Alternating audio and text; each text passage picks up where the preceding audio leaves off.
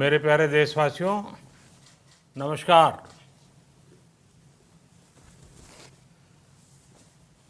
Corona वैश्विक महामारी के खिलाफ लड़ते लड़ते अब हम अनलॉक 2 में प्रवेश कर रहे हैं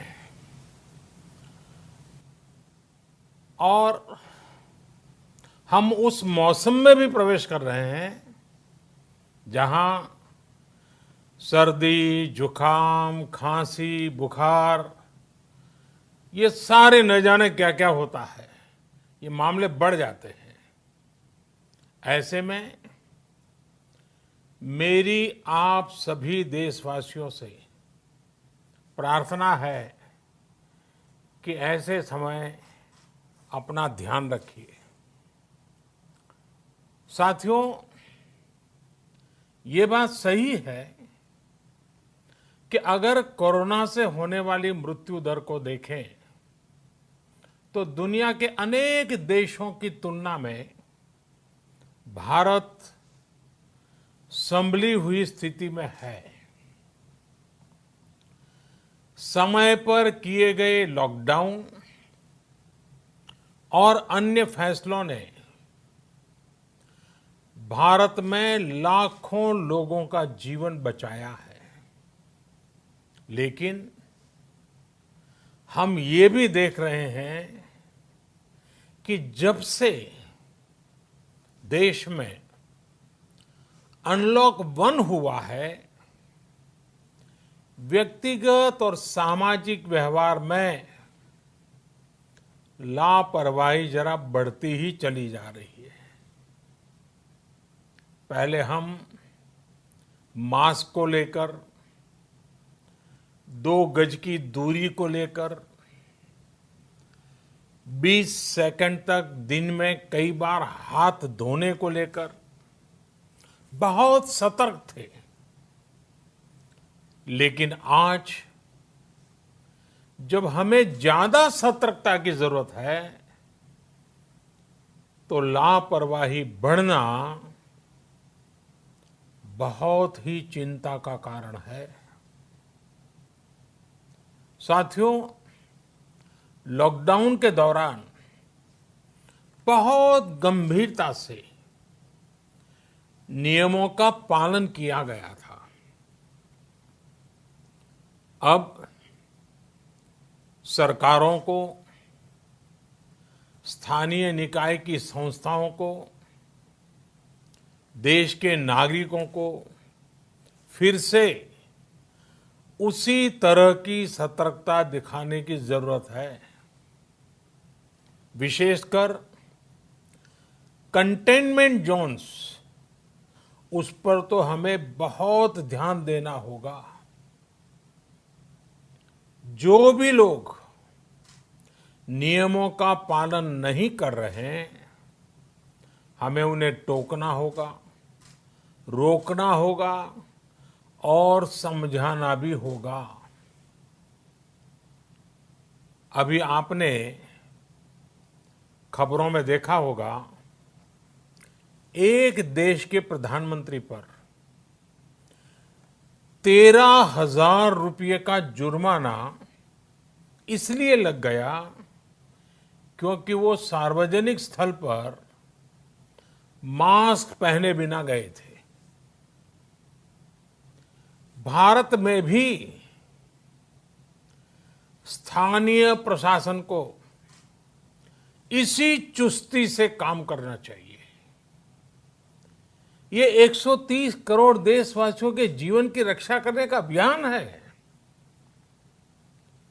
भारत में गांव का प्रधान हो या देश का प्रधानमंत्री, कोई भी नियमों से ऊपर नहीं है। साथियों, लॉकडाउन के दौरान देश की सर्वोच्च प्राथमिकता रही ऐसी स्थिति न आए कि किसी गरीब के घर में चूल्हा न जले। केंद्र सरकार हो, राज्य सरकारें हो, सिविल सोसाइटी के लोग हों, सभी ने पूरा प्रयास किया कि इतने बड़े देश में हमारा कोई गरीब भाई बहन भूखा न सोए। देश हो या व्यक्ति, समय पर फैसले लेने से, संवेदनशीलता से फैसले लेने से किसी भी संकट का मुकाबला करने की शक्ति अनेक गुना बढ़ जाती है। इसलिए लॉकडाउन होते ही सरकार प्रधानमंत्री गरीब कल्याण योजना लेकर आई।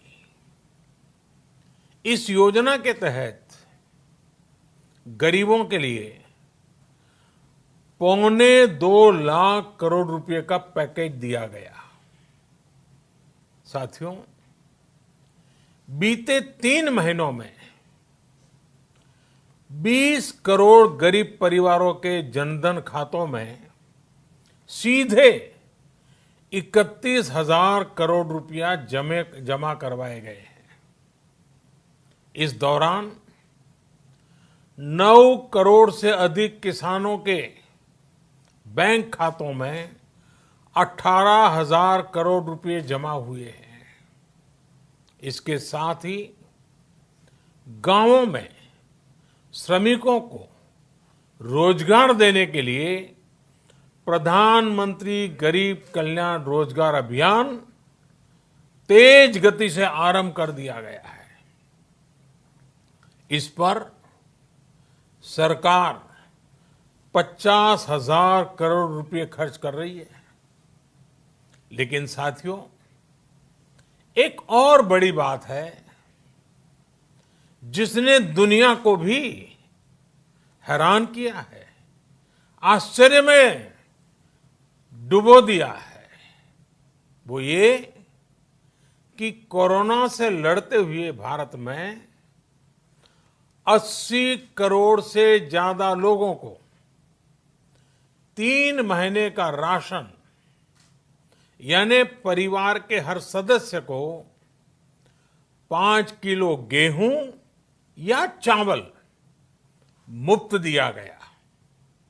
इसके अतिरिक्त प्रति परिवार हर महीने 1 किलो दाल भी मुफ्त दी गई। यानी एक तरह से देखें तो अमेरिका की कुल जनसंख्या से 2.5 गुना अधिक लोगों को, ब्रिटेन की जनसंख्या से 12 गुना अधिक लोगों को और यूरोपियन यूनियन की आबादी से लगभग 2 गुने से ज्यादा लोगों को हमारी सरकार ने मुफ्त अनाज दिया है। साथियों, आज मैं इसी से जुड़ी एक महत्वपूर्ण घोषणा करने जा रहा हूं। साथियों, हमारे यहां वर्षा ऋतु के दौरान और उसके बाद मुख्य तौर पर कृषि क्षेत्र में, एग्रीकल्चर सेक्टर में ही ज्यादा काम होता है। अन्य दूसरे सेक्टरों में थोड़ी सुस्ती रहती है।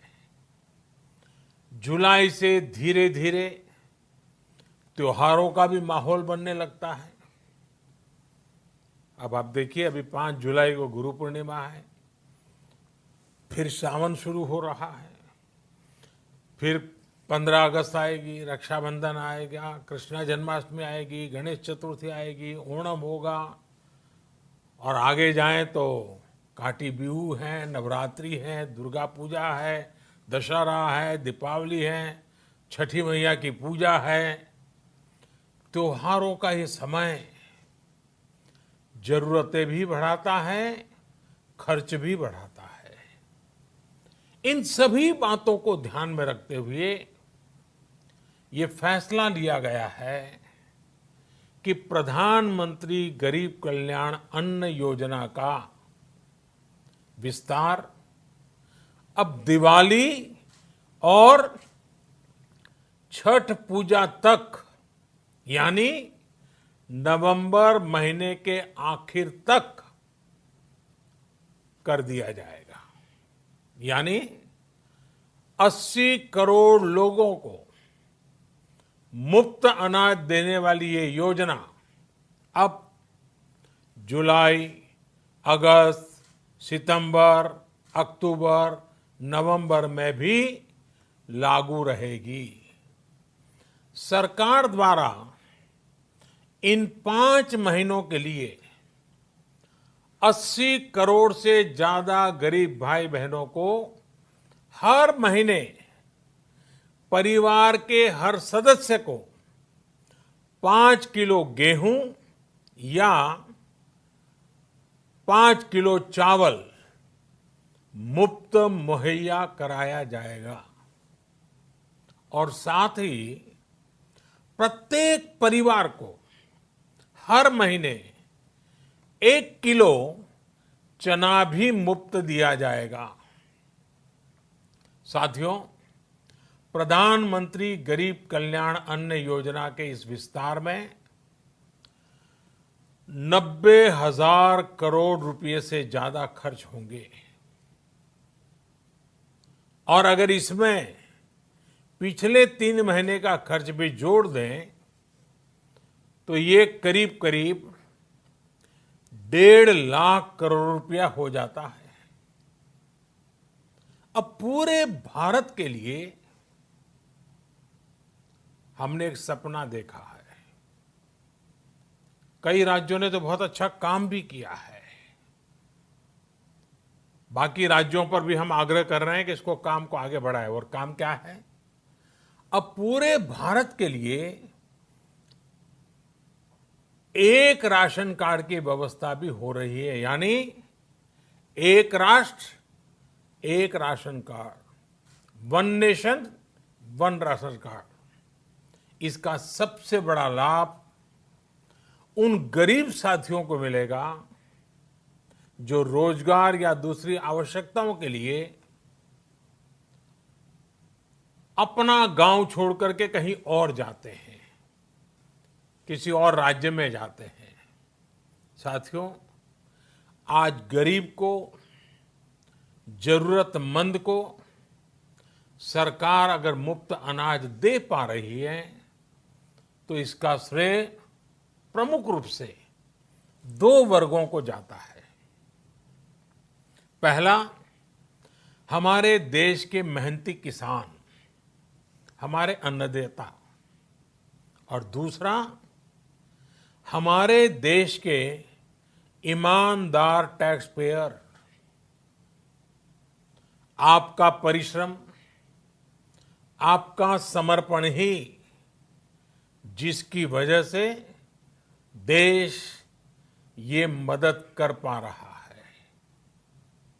आपने देश का अन्न भंडार भरा है, इसलिए आज गरीब का, श्रमिक का चूल्हा जल रहा है। आपने ईमानदारी से टैक्स भरा है, अपना दायित्व निभाया है, इसलिए आज देश का गरीब इतने बड़े संकट से मुकाबला कर पा रहा है। मैं आज हर गरीब के साथ ही देश के हर किसान, हर टैक्स पेयर का हृदय से बहुत बहुत अभिनंदन करता हूं, उन्हें नमन करता हूं। साथियों, आने वाले समय में हम अपने प्रयासों को और तेज करेंगे। हम गरीब, पीड़ित, शोषित, वंचित हर किसी को सशक्त करने के लिए निरंतर काम करेंगे।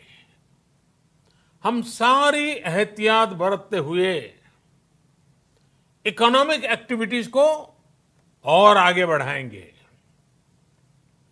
हम आत्मनिर्भर भारत के लिए दिन रात एक करेंगे। हम सब लोकल के लिए वोकल होंगे। इसी संकल्प के साथ हम 130 करोड़ देशवासियों को मिलजुल करके संकल्प के साथ काम भी करना है, आगे भी बढ़ना है। फिर से एक बार मैं आप सबसे प्रार्थना करता हूं, आपके लिए भी प्रार्थना करता हूं, आपसे आग्रह भी करता हूं, आप सभी स्वस्थ रहिए, 2 गज की दूरी का पालन करते रहिए, गमछा, फेस कवर, मास्क ये हमेशा उपयोग कीजिए, कोई लापरवाही मत बरतिए।